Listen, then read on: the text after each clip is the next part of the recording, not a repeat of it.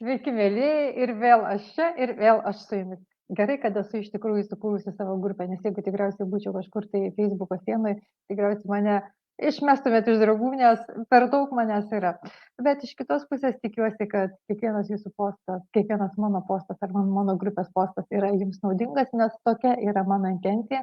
Pačiu geriausiu būdu pasitarnauti tiek sau, pasitarnauti savo šeimai, aplinkai, savo draugams, pažįstamiems, artimiesiems ir kiekvienai gyvai būtybei visoje ir visose planetose. Taip kad šiandien tęsiu toliau knygą Deimantų šlifuotojo skaitymą ir labai dėkoju kiekvienai skaitytojai ir kuri prisijungia prie mūsų ir jeigu yra norinčių ir jums patinka šita idėja taip pat prisijungti prie skaitytojų būrios, junkitės, rašykite man asmeniškai, nes pabaigsim vieną knygą, skaitysim kitą. Tegu tik tai mums vertėjai spėja versti į lietuvių kalbą Deimantinę išmintį. Ir toliau aš skaitau 7 skyrius, pirma dalis, pirmas tikslas, kaip uždirbti pinigus, ir jo 7 skyrių ryšiai arba dažniausiai pasitaikančios verslo problemos ir tikrieji jų sprendimo būdai. Va čia prasideda jau, kaip vakar Ligita pradėjo skaityti, užvedė mus ant to kelio. Šitas dalis, o dabar tikrai tiesiog neįmanoma praleisti ne vienam, kuris vadina save verslininku, vadino arba nori vadinti ateityje, nes čia jau sukaupta patirtis susijusi konkrečiai su verslu. Ir jeigu šita problema skaitoma, jų bus 43, man atrodo, problemos, jeigu šita skaitoma problema jums atsišaukia, reiškia iš karto yra pateiktas sprendimo būdas, kuriuo lieka pasinaudoti, kas gali būti genialiau. Ir jeigu jums kažkas neaišku, turite klausimų, rašykite, o aš skaitau šiandien, paskaitysiu kažkur apie 20 minučių, pasižiūrėsiu, kaip man seksis, kokia eis energetika. Ir tokiu būdu pasitarnausiu visiems pasaulio verslininkams. Dėkite širdutes, jeigu jūs vadinate save verslininku ir jums ši informacija yra reikalinga. Taigi, tipinės verslo problemos ir jų realūs sprendimai, laikantis deimantų šlifuotojo išminties. O tai yra karminiai principai. Deimantinė išmintis tai yra karminiai principai, bet kad žmonių negazdinti, pagal senąją sutrą išlikęs tas pats pavadinimas. Taigi, verslo problema. Numeris 1. Verslo problema numeris 1. Įmonės finansinė padėtis yra nestabili ir ji nuolat kinta. Koks yra jo sprendimas? Ogi, būkite labiau pasirengę dalinti savo pelnus su tais, kurie padėjo jums jį gauti ir labai atidžiai klausykitės, tai yra laikykitės nuostatos niekada neuždirbti nė cento netinkamais veiksmais.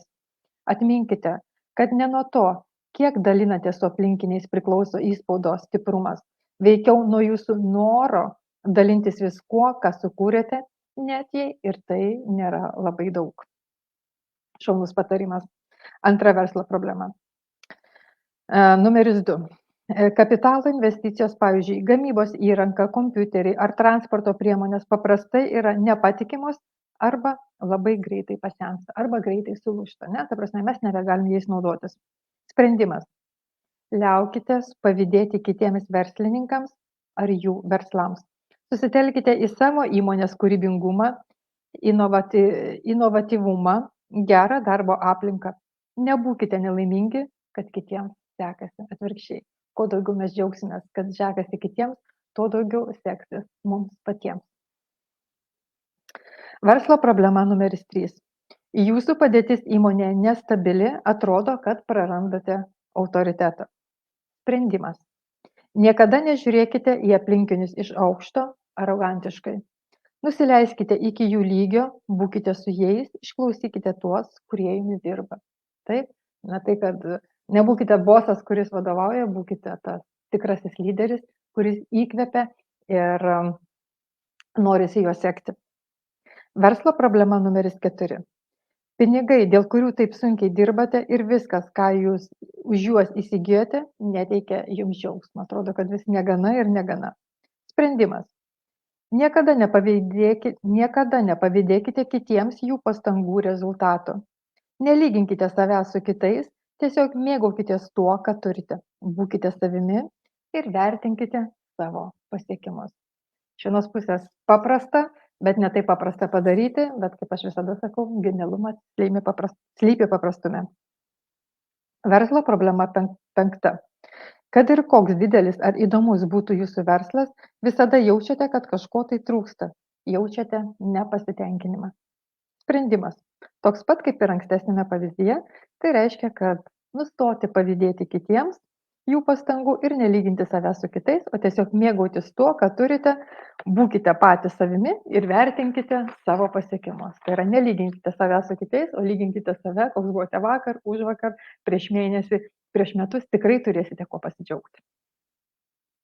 Verslo problema numeris 6. Atrodo, kad aplink jūs esantis darbuotojai ir vadovai visada kovoja tarpusėje, pastoviai pykčiai, ginčiai kažkokie tai, konkurencija. Sprendimas. Būkite atsargus ir niekada nesileiskite į tokias kalbas, kurių aiškus ar paslėptas tikslas skaldyti kitus. Ta prasme, nesujungti, bet išskirti, ne? Ir visiškai nesvarbu, ar tokiuose pokalbiuose bus sakoma tiesa ar melas, jeigu pagrindinis jūsų tikslas atitolinti du žmonės vienas nuo kito. Girdėjai, ką jis sakė apie tave. Žinai, ką jis iš tikrųjų mano apie tavo paskutinį projektą. Žinote, jūs patys žinote, kuo tai gali baigtis ir kuo dažniausiai baigėsi tokios kalbos. Žmonių sukivirčijimas, ne, ir jų įsiskirimas. Beje, nepamirškite, kad kalbame nebūtinai apie įspaudą, kuris atsirado per pastarąją savaitę ar mėnesį. Jis gali būti daug senesnis ir kuo ilgiau jis išbuvo jūsų pasąmonėje, tuo didesnis užaugo. Kame ta gilė sėkla. Pasodina mažą, o užauga didžiulis ąžuolas. Per laiką, ne? Kiek reikia laiko. Ta prasme, kuo sėkla mūsų mažesnė, tuo įvykis irgi mažesnis, kuo sėkla turėjo laiko daugiau augti, tuo įvykis mūsų gyvenime irgi bus atitinkamai skaudesnis arba mielesnis pagal tai, koks buvo mūsų elgesys kitų žmonių atžvilgių.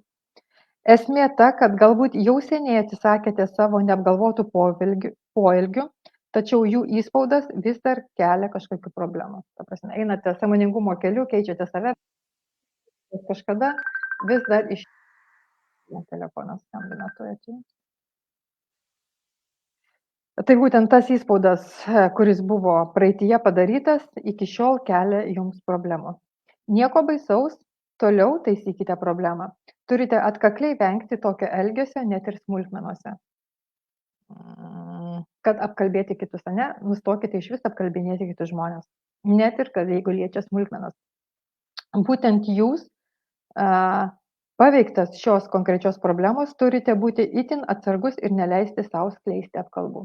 Nes jeigu ta programa kažkada buvo, netaip lengva ją išrauti, nes išraus piktžolę dar lieka šaknelių mažų, kurios vėl išauga. Net jeigu jau pastebėjote, kad kažkada mėgdavote apkalbėti, stenkitės labai kontroliuoti savo kalbą, jeigu norite atsisakyti verslo problemos, kad atrodo visur, kur tik be pasisuktumėte, karas ir blogos kalbos aplinkui. Beje, ar pastebėjote, kad čia pateiktas problemos sprendimas neragina eiti pas žmonės ir bandyti jiems aiškinti, kaip jie turėtų maloniau ar mandagiau elgtis vieni su kitais? Labai geras pastebėjimas. Nemokyti kitus, bet suprasti, ką kitas žmogus jums kaip veidrodis parodo. Čia atsiskleidžia neįtikėtinai svarbi šio metodo idėja. Tai, kad jie kovoja tarpusavėje jūsų akivaizdoje, jūsų pasaulyje, jums kyla dėl to, kad jūsų sąmonė yra atitinkamas įspaudas. Jūs galite sutvarkyti savo gyvenimą, verslą ir pasaulį, pirmiausia, sutvarkę save. O čia yra deimantinė išmintis ir aš ją labai myliu. Verslo problema numeris 7. Visada turite problemų su savo verslo partneriais, su jais nuolat nesutarėte, nesvarbu, kaip dažnai jos keičiate. Atrodo, vienas blogas darbuotojas pakeičiu, kitas dar blogesnis arba panašus.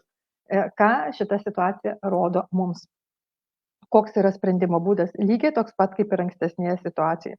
Nustoti apkalbėti žmonės, kad jie tokiu būdu išsiskirtų. Verslo problema numeris 8. Jūs abejojate savo sprendimais, nesugebate ryžtingai spręsti verslo problemų. Abejojate savimi kaip verslininku. Koks yra sprendimas? Čia truputį bus ilgesnis atsakymas. Ši konkreti problema kyla dėl 2 gana skirtingų priežasčių. Jūs nesirūpinate savo darbuotojais ir kitais vadovais, o klientams bei tiekėjams pateikėte save kaip kažką, kuo iš tiesų visai nesate. Ne?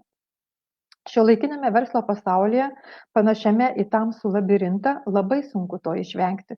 Tačiau jei sugebėsite pateikti save tokį, koks esate, atvirai, neapgaudinėjant, toks esu, koks esu. Trumpai tariant, jei būsite sąžiningas sau ir kitiems, jūsų nuomonė ir verslo sprendimai bus aiškus, ryžtingi ir veiksmingi. Nes visiems supranta. Ir atminkite, reikalas ne toks, kad klientai pamatę jūsų gebėjimą visada pataikyti tiesiai tikslą, pradės jumis labiau pasitikėti ateityje. Čia ne tas dalykas, kad jūs pastoviai pataikote tikslą ir dėl to galime jumis pasitikėti. Jūsų sąmonėje išaugs gebėjimo taikliai šaudyti įspaudas, tiesioginė prasme, kuriantis jūsų realybę. Tai jūsų įspaudas kūrė tos klientus, kuriuos jūs pritraukėte į jūsų realybę. Ir tie klientai bus visi sąžiningi ir sprendimai primami bus greitai ir tiksliai, o pinigai patys teka jums į rankas. Mes sąžiningi ir klientai su mumis sąžiningi ir visata dosniai su mumis už tai atsiskaito. Kai kurie žmonės galvoja, kad tokia realybė netokia tikra, kaip sena tikroji realybė, bet iš tikrųjų ji buvo tokia visada. Gatvėje jūs pertrenkęs automobilis gali būti tik seno įspaudo atsiradusio po to, kai jūs pats kažkada kažką tai sužeidėte rezultatas. Bet jis vis tiek sulaužys jums kojas. Įpraskite prie to, nieko nepadarysi, viskas taip vyksta, bet jūs galite su tuo susitvarkyti. Genialu. Verslo problema 9. Norite įsigyti kitą įmonę, matote neabejotiną verslo galimybę, kuriai reikės tik šiek tiek pinigų, bet jums sunku juos surinkti. Ta prasme, verslo problema 9. Norite įsigyti kitą įmonę, matote neabejotiną verslo galimybę, kuriai reikės šiek tiek pinigų, bet ir tuos pinigus jums gana sunku surinkti. Sprendimas. Sprendimas gana paprastas. Nebūkite tokie šykštus verslo santykiuose ir asmeninėme gyvenime. Duokite kitiems ir pasirūpinkite, kad sandoriai būtų naudingi abiejoms pusėms. Genialus patarimas. Vėlgi, svarbu ne pinigų suma, o tai, kaip visą dieną išlaikyti dosnią, kūrybingą sąmonės būseną, kad aš noriu ir turiu kuo dalintis, kad kuo turtingas, to ir dalinuosi, galbūt taip, pasiruošęs dalintis. Jos nepertraukiamą srautą ir norą matyti visus klestinčius, kad ir aš klesčiu, ir mano kolegos, ir mano konkurentai, ir kiekvienas verslininkas klesti. Vat tokią sąmonės būseną mes turime išlavinti laikui einant. Benas Franklinas, vienas garsiausių valstybės veikėjų, mokslininkų ir verslininkų Amerikos istorijoje, įkūrė draugiją pavadintą prekybos rūmais Chamber of Commercial ir pakvietė visus savo konkurentus prie jos prisijungti. Pakvietė visus konkurentus, klausykite apie deimantinę išmintį, prie jos prisijungti, ne konkuruoti, bet pradėti dirbti kartu. Šios draugijos tikslas buvo ieškoti bendradarbiavimo būdų, kad būtų plečiamos rinkos ir kad visi dalyviai taptų turtingesni. Ne konkuruoti, bet kartu susivienyje, kad rinka išsiplėstų ir kiekvienas dalyvis gautų savo pelno dalį, kad visi būtume turtingesni. Beje, jo vien tik toks mąstymas palieka galingus įspaudus visų tokioje veikloje dalyvaujančių žmonių sąmonėje. Ir jeigu jūs prisitraukite į tokią veiklą, reiškia, jūsų karma yra gana gera. Taip pat grupė verslininkų bendradarbiaudami tarpusavyje gali sukurti savo mintise įspaudus, kad kiekvienas iš jų matytų bendrą realybę, pavyzdžiui, besiplečiančią rinką. Jokių problemų. Tai beje nereiškia, kad įspaudais galima dalintis, negalima išimti iš galvos, savo įspaudo ar kitam atiduoti, ar kad juos galime perduoti kitam. Tai yra neįmanoma. Veikiau žmonių grupė, veikdama kartu, dosniai ir nuoširdžiai kūrė įspaudus, kurie ilgainiui išsiskleidžia kaip bendra patirtis, pavyzdžiui, sėkminga kompanija ar klestinti tauta. Vat kaip reikia ne keikti mūsų politikus, bet daryti patiems sėkmingas įmonės, plėsti savo ribas, Tokiu būdu mes pakeisime ir savo politikus, ir savo realybę, ir savo šalies gyvenimą. Mes iš tikrųjų galime labai daug. Iš tikrųjų, dėl to kai kurios šalis yra turtingesnės už kitas, bet apie tai čia kalbėti per daug sudėtinga. Bet kokiu atveju, jei pamastysite apie šį principą, gausite nepaprastų įžvalgų apie gerovę pasauliniu mastu. Tai šiandien perskaičiau 9 verslo problemas ir jų sprendimo būdus. Paliksiu kitas problemas ir sprendimo būdus rytoj, nes tikrai turime apie ką pamastyti. Jas reikia iš naujo klausytis ir tikrai ne vieną kartą, kad tikrai suprastumėte, kas yra čia pasakyta, jeigu norite nustoti kankinti save, nustoti pykti, konkuruoti, sėti tamsos sėklas, jeigu norite kurti gėrį ir šviesą aplink save ir tapti pavyzdžiu kiekvienam, kas yra šalia jūsų. Su padėka, šiandien atsisveikinu su jumis Facebook'e, nes toliau turėsiu dirbti TikTok'e. Taip kad iki.